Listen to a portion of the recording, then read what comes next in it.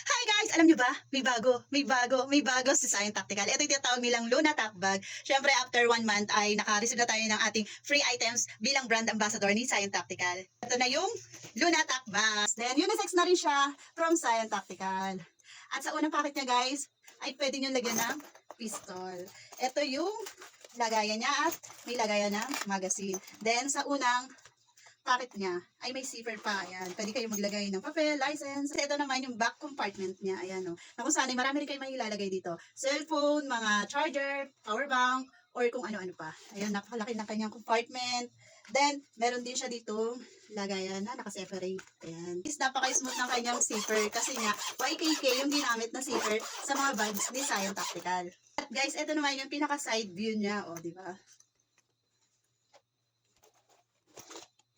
Ito yung pinaka backside padding niya, 'di ba? Hindi siya basta-basta malulukot kasi nga padding na siya. Guys, sa ating Luna Tack Bag ay may 4 na kulay ito. Ito yung black, maroon, gray at light brown. Ayan. So mga nice mag-order guys, PM niyo ako or PM niyo si Science Tactical.